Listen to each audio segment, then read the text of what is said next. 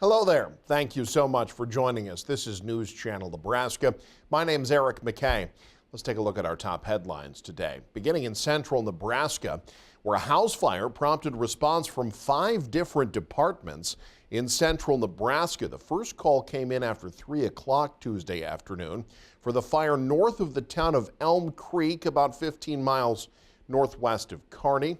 Authorities on site say nobody in the house was hurt.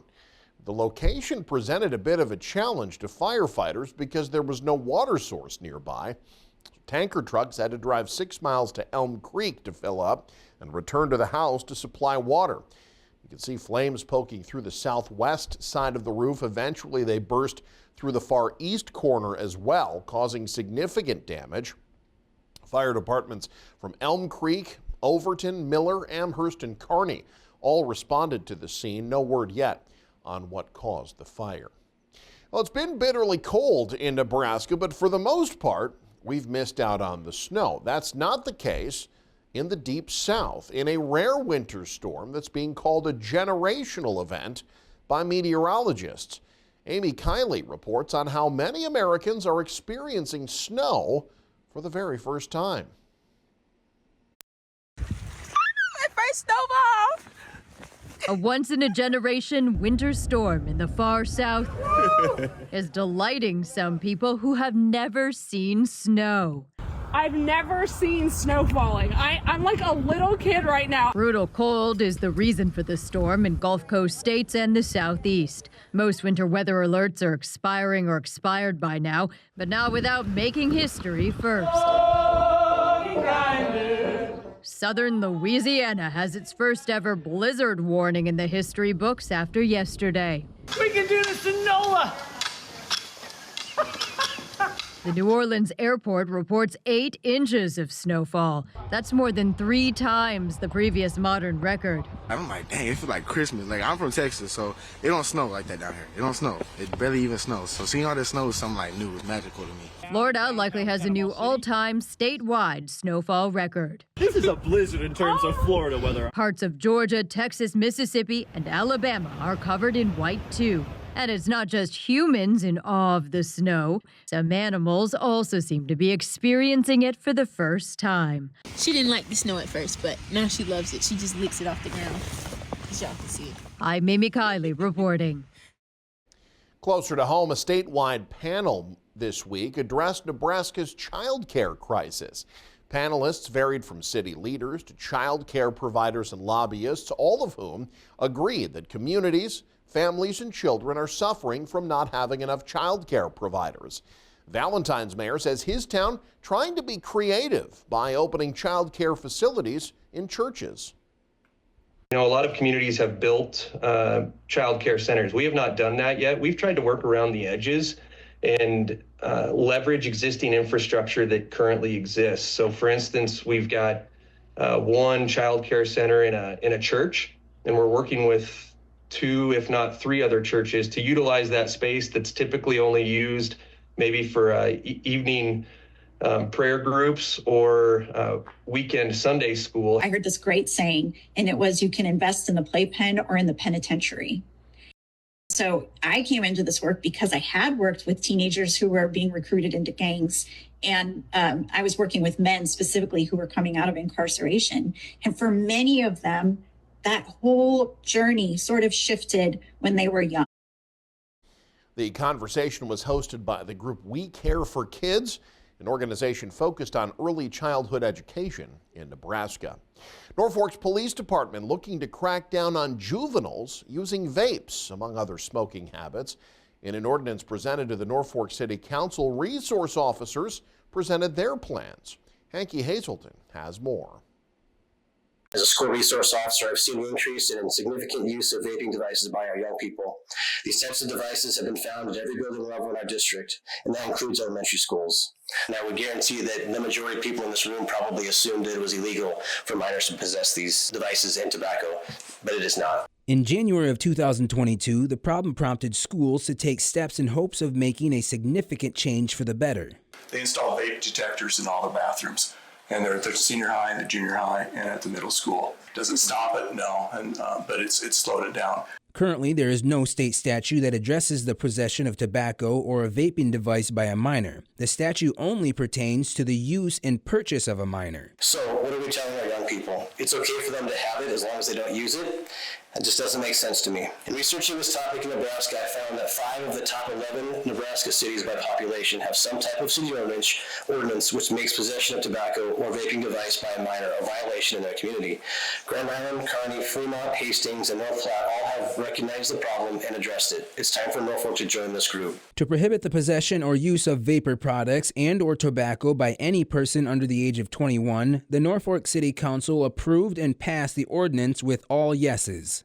I operate right now on the fact that most kids think it is illegal anyway.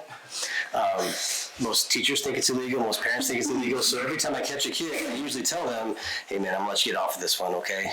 We're gonna work through this. My conversation is not gonna change. It's just that now my words are gonna actually mean something. This isn't throwing the books at them, but it at least gets them in the judicial system where they're not most likely be offered the diversion program. And that gives a chance for the diversion officers to work with them. Restrictions, school code of conduct would come into play. They have social moratorium. There are different things that they've tried with the kids to hold them accountable. In Norfolk, Hanky Hazelton, News Channel, Nebraska. A sheriff situation in southwest Nebraska taking another turn. Dundee County once again searching for the next leader of its department. Ryan King was appointed to the role after C.J. Smith was recalled. Now he's taking over the Hitchcock County Sheriff's Office, according to the Hitchcock County News. Smith was initially selected in a 2-1 vote to take over after interim Sheriff Jason Swartz resigned in December. That's to be effective January 27th. The start date for King in Hitchcock County is not yet known. Now, the high school basketball season is in full swing. The effect of declining participation in girls basketball becoming more apparent across Nebraska. JV games are being canceled because of player shortages. And some schools like Grand Island Senior High, one of the largest in the state, made the choice to forego varsity girls basketball this year. Casey Wannenberg joins us with a closer look at the numbers. Fresh off a conference championship, Gretna East. Girls high school basketball has been a cornerstone of communities for decades. And in the early going. But now a tougher defense is emerging. Fewer teens are sticking with the sport. That's why we decided to take a closer look at the numbers across Nebraska. According to the State School Activities Association, within 5 years from 2017 to 2022, the number of girls basketball players dropped by almost 900. Over the past decade, the roster thinned by more than 1,200, and in the last 2 decades, the state lost more than 2,100 players. Kearney Catholic. I spoke with NSAA Assistant Director John Dolliver on the phone, who pointed out that the drop isn't unique to Nebraska. It's part of a nationwide trend, saying that it's likely caused by several factors, from club sports to sports specialization to just the fact that basketball is very physically demanding. He also noted that kids starting sports at younger ages could discourage latecomers from joining the team. I don't even want to use the word novel. While some speculate that the rise of girls wrestling might be a competitor, Dolliver doesn't believe it plays a significant role. He says that the teens choosing wrestling are typically not the same ones who would go out for basketball. Instead, he sees club volleyball as having a larger impact on basketball. They will like this. Despite the decline, Dolliver is optimistic that girls basketball is on the rebound, pointing to more interest in the WNBA. For News Channel Nebraska, I'm Casey Wannenberg. The deer season's wrapped up in Nebraska, and Game and Parks is analyzing the year's harvest numbers to gain some valuable information on the population in the Cornhusker State.